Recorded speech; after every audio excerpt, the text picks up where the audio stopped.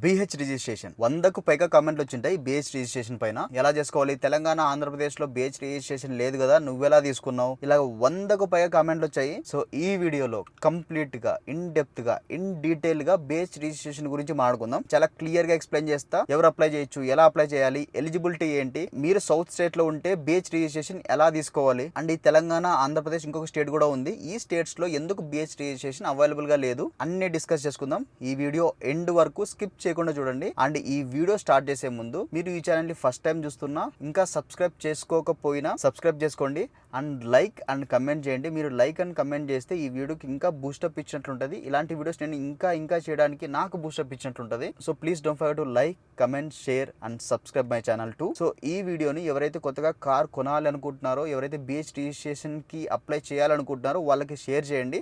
వాళ్ళకి చాలా ఇన్ఫర్మేషన్ ఇచ్చినట్టుంటది మీ ద్వారా. సో ఇంకా సోదాపేసి లేట్ చేయకుండా let's get into our video. Hey hello riders and adventure seekers, I'm Harnath Bandi and welcome to my channel. I'm Harry 46. So first point వచ్చేసి BH registration అంటే ఏంటి. బీహెచ్ అంటే భారత్ సిరీస్. ఇది ఇండియన్ గవర్నమెంట్ 2021 లో ఇంట్రడ్యూస్ చేసింది. ఎవరైతే తరచూ వాళ్ళ జాబ్స్ ని డిఫరెంట్ స్టేట్స్ లో ట్రాన్స్ఫరబుల్ అవుతుంటారో సో వాళ్ళ కోసం తీసుకొచ్చింది. For example central government workers కావచ్చు, పిఎస్యూ వర్కర్స్ కావచ్చు, అండ్ స్టేట్ గవర్నమెంట్ వర్కర్స్ కావచ్చు, even private sector employees with pan India offices, వాళ్ళకి కూడా ఈ నెంబర్ ప్లేట్ చాలా యూజ్ అవుతుంది. బిహెచ్ నెంబర్ ప్లేట్ ఫార్మాట్ ఎలా ఉంటదంటే ఇక్కడ డిస్ప్లే చేస్తా చూడండి. సో స్టార్టింగ్ ఇయర్ తో స్టార్ట్ అవుతుంది అనమాట. చాలా మందికి తెలియదు, స్టేట్ రిజిస్ట్రేషన్ వచ్చేసి లెటర్ తో స్టార్ట్ అవుతుంది, బిహెచ్ రిజిస్ట్రేషన్ వచ్చేసి నెంబర్ తో స్టార్ట్ అవుతుంది. ఆ నెంబర్ ఏంటంటే రిజిస్ట్రేషన్ అయిన ఇయర్ అనమాట. సో మనకు 2025 లో రిజిస్టర్ అయింది కాబట్టి 25 తో స్టార్ట్ అయింది అనమాట. సో సెకండ్ పాయింట్ వచ్చేసి బిహెచ్ రిజిస్ట్రేషన్ ఎవరు అప్లై చేయాలి, ఎవరెవరు ఎలిజిబుల్. సో ఒక్క కండిషన్ ఉంటుంది, మీరు సెంట్రల్ గవర్నమెంట్లో ఏదర్ స్టేట్ గవర్నమెంట్లో జాబ్ చేస్తూ ఉండాలి, లేకపోతే పిఎస్యూలో జాబ్ చేస్తూ ఉండాలి, లేకపోతే ఏదైనా ప్రైవేట్ సెక్టార్లో జాబ్ చేస్తూ ఉండాలి. ఆ కంపెనీ మినిమం 4 స్టేట్స్లో అయితే ఉండాలన్నమాట. 4 స్టేట్స్లో రిజిస్టర్ అయి ఉండాలి కాదు, చాలా కంపెనీస్ కూడా ఉంటాయి కానీ ఆఫీస్ లొకేషన్స్ ఉంటాయి కానీ రిజిస్టర్డ్ అయి ఉండవు. సో బిహెచ్ రిజిస్ట్రేషన్ అప్లికేషన్ కి main important document form 60. So 4 స్టేట్స్లో రిజిస్టర్ అయి ఉన్న కంపెనీస్ మాత్రమే ఫార్మ్ 60 ప్రొవైడ్ చేస్తాయి అనమాట. సో ఈ ఫార్మ్ 60లో నేను ఒక ఇష్యూ ఫేస్ చేసిన మా కంపెనీ నుంచి కాదు, ఆర్టీఓ నుంచి ఇష్యూ ఫేస్ చేసిన. సో ఆ ఇష్యూ మీకు ఎక్స్ప్లెయిన్ చేస్తా, మీకు చాలా యూస్ఫుల్ ఉంటుంది. సో నేను ఫేస్ చేసిన ఇష్యూ ఏంటంటే, నాకు మా కంపెనీ ఫార్మ్ 60 ఇచ్చింది. సో ఆ ఫార్మ్ 60లో దిస్ జాబ్ ఇస్ ట్రాన్స్ఫరబుల్ అనే లైన్ లేదనమాట. సో అందువల్ల ఆర్టీఓ నా బిహెచ్ రిజిస్ట్రేషన్ అప్లికేషన్ ని రిజెక్ట్ చేసింది. దానికి రీజన్ ఏం చెప్పారంటే 2025 లో రూల్స్ అయితే చేంజ్ అయిపోయి మీ ఫార్మ్ 60లో ఆ లైన్ కూడా ఉండాలి. సో ఈ జాబ్, మీరు చేసే జాబ్ ఏదైతే ఉందో ఆ జాబ్ వేరే స్టేట్స్ కి ట్రాన్స్ఫరబుల్ అయ్యే అవకాశం ఉంది, అవ్వచ్చు అనే లైన్ అనమాట. ఆ లైన్ మా ఫార్మ్ 60లో అయితే లేదు. నాకు బిహెచ్ రిజిస్ట్రేషన్ చాలా ఇంపార్టెంట్, ఎందుకంటే నా 4 ఇయర్స్ ఆఫ్ ఎక్స్పీరియన్స్ లో నేను 4 స్టేట్స్ కి అయితే ట్రాన్స్ఫర్ అయ్యా. నాకు బిహెచ్ రిజిస్ట్రేషన్ చాలా ఇంపార్టెంట్, ఎందుకంటే నా 4 ఇయర్స్ ఆఫ్ కెరియర్ ఎక్స్పీరియన్స్ లో 4 స్టేట్స్ లో అయితే వర్క్ చేసా. బిహెచ్ రిజిస్ట్రేషన్ లేకుంటే నాకు వెళ్ళిన ప్రతి స్టేట్స్ లో ప్రాబ్లం అయితే క్రియేట్ అవుతుంది. ఇక్కడ పడితే అక్కడ మిమ్మల్ని పోలీస్ స్టాప్ చేసి ఎన్ఓసి చూపించమని, ఫార్మ్ 16 అనేది ఉంటుంది, ఆ 16 అనేది చూపించమని. ఫార్మ్ 16 ఏంటంటే మీరు ఒక స్టేట్స్లో without registration up to 1 year వరకు తిరగచ్చు. మీరు మీ వెహికల్ని ఒక స్టేట్లో రిజిస్టర్ చేయించి వేరే స్టేట్లోకి వెళ్ళినప్పుడు ఆ స్టేట్లో 1 ఇయర్ వరకు తిరగచ్చు అనమాట. ఆ 1 ఇయర్ తిరగడానికి పర్మిషన్ ఆర్టీఓ దగ్గర నుంచి తీసుకోవాలి. ఆర్టీఓ ఫార్మ్ 16 అనేది ఇస్తాడు. ఆ 16 ఉంటే 1 ఇయర్ వరకు తిరగచ్చు, విత్ ఎన్ఓసి కూడా ఉండాలి ఆ ఫార్మ్ 16కి. సో పోలీసులు ప్రతి చోట ఆపి నానా హంగామా చేస్తారు. సో నాకు చాలా ఇబ్బంది అవుతుంది. సో అందుకన్నట్లు సో నేను ఆర్టీఓ ఆఫీస్ దగ్గర ఈ బిహెచ్ రిజిస్ట్రేషన్ కోసం వీళ్ళతో చెప్పించి రికమెండేషన్లు అవి ఇవి నానా హంగామా చేసి ఫైనలీ ఆర్టీఓ నాకి మీ కంపెనీ ప్రొవైడ్ చేసిన ఏ డాక్యుమెంట్ లో అయినా కూడా ఈ లైన్ ఉండాలి, నాకు దిస్ జాబ్ ఈస్ ట్రాన్స్ఫరబుల్ అనే లైన్ ఉండాలి. ఆ లైన్ ఉంటే నేను యాక్సెప్ట్ చేస్తా అన్నాడు. నేను అన్ని డాక్యుమెంట్స్ చెక్ చేసి ఫైనల్గా ఆఫర్ లెటర్లో ఆ లైన్ ఉంది. సో ఆఫర్ లెటర్ని సబ్మిట్ చేసా. సో ఆర్టీఓ అప్రూవల్ అయిపోయింది. సో మీరు కూడా ఇలాంటి ఇష్యూ ఫేస్ చేసే అవకాశం చాలా ఉంది. సో అందువల్ల నేను చెప్పేది ఏంటంటే, మీరు అప్లై చేసే ముందే ఫార్మ్ 60తో పాటు ఆ లైన్ ఉంటుంది కదా, దిస్ జాబ్ ఈస్ ట్రాన్స్ఫరబుల్ అని, ఆ లైన్ ఉన్న పేపర్ని కూడా హైలైట్ చేసి అటాచ్ చేయండి. మీకు డైరెక్ట్గా అప్రూవ్ అయిపోతుంది. మళ్ళీ మీరు ఒకవేళ ఆర్టీఓ రిజెక్ట్ చేస్తే మళ్ళీ ఆ టైం కూడా సేవ్ అయిపోతుంది అనమాట మీకు. సో థర్డ్ పాయింట్ వచ్చేసి advantages of BH registration. Pan India registration ఉంటుంది. ఏ స్టేట్లోకి వెళ్ళినా కూడా మీ వెహికల్ని ఆపరనమాట. ఒకవేళ ఆపినా కార్ డాక్యుమెంట్స్ చెక్ చేస్తారు, రిజిస్ట్రేషన్ వైపు అయితే వెళ్ళరు. ఎంతవరకు అంటే మీ రిజిస్ట్రేషన్ యాక్టివ్లో ఉన్నంత వరకు మీరు ఒక స్టేట్లో రిజిస్టర్ చేయించి ఏ స్టేట్లోకైనా కూడా తిరగచ్చు అనమాట. ఫర్ ఎగ్జాంపుల్ నా కార్ మహారాష్ట్రలో రిజిస్టర్ చేయించా, తెలంగాణలో తిరగచ్చు, ఆంధ్రప్రదేశ్లో తిరగచ్చు, లేకపోతే కర్ణాటకలో తిరగచ్చు, ఎక్కడైనా తిరగచ్చు, కాశ్మీర్ నుంచి కన్యాకుమారి వరకు ఎక్కడైనా తిరగచ్చు బీ స్టేషన్ ఉండే వెహికల్తో. ఒకవేళ పోలీసులు ఆపినా కూడా రిజిస్ట్రేషన్ యాక్టివ్గా ఉందో లేదో చెక్ చేస్తారు, కానీ మీరు ఎన్ఓసి అని అవన్నీ ఇవన్నీ ఏం అడగరు అనమాట.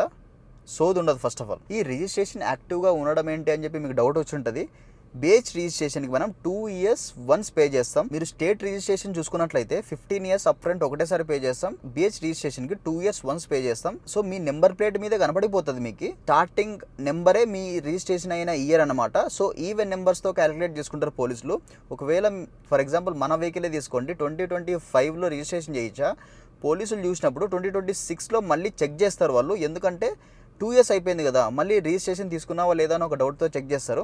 మళ్ళీ 2027లో చెక్ చేయరు, 2028లో చెక్ చేస్తారు, ఈవెన్ నెంబర్స్లో చెక్ చేస్తారనమాట. సో 4th పాయింట్ ఏంటంటే బీ స్టేషన్ ఎలా అప్లై చేయాలి. పరివాహన్ అనే ఒక యాప్ ఉంటుంది, ఆ యాప్లోనే అప్లై చేయొచ్చు. లేకపోతే ఈ సోదంతా ఎందుకు అనుకుంటే డీలర్కి ఇచ్చేస్తే ఆ డీలరే మొత్తం అంతా చూసేసుకుంటాడు అనమాట. డీలర్ ఏవి అడిగితే అది సబ్మిట్ చేసేయండి. మీ రిజిస్ట్రేషన్ టైంలో మొత్తం ప్రాసెస్ అంతా మీ డీలరే చూసేసుకుంటాడు. సో అప్లికేషన్కి required documents, main important document already చెప్పాను కదా, Form 60 వర్కింగ్ సర్టిఫికేట్ అని కూడా అంటారు దీన్ని. Aadhaar card, pan card and me company ID card కూడా కావాలి. So as discussed before, Form 60లో ఆ లైన్ ఉందో లేదో ఒకసారి రీచెక్ చేసుకోండి. లేకపోతే ఆఫర్ లెటర్ ని అటాచ్ చేసి సబ్మిట్ చేయండి. సో 5th పాయింట్ వచ్చేసి ఏ స్టేట్స్ బీహెచ్ రిజిస్ట్రేషన్ ని అలౌ చేయట్లేదు, ఎందుకు అలౌ చేయట్లేదు. As of now west Bengal allow చేయట్లేదు, ఆంధ్రప్రదేశ్ అలౌ చేయట్లేదు, అండ్ తెలంగాణ కూడా అలౌ. నాకు తెలిసినంత వరకు ఈ 3 స్టేట్సే అనుకుంటా. సో ఈ 3 స్టేట్స్లో ఫుల్ ఫ్లెడ్జ్ గా అయితే లేదు. వెస్ట్ బెంగాల్లో అనుకుంటా కొన్ని ఆర్టీఓస్ దగ్గర అలౌడ్ ఉంది, చాలా ఆర్టీఓస్ దగ్గర అయితే అలౌడ్ లేదు.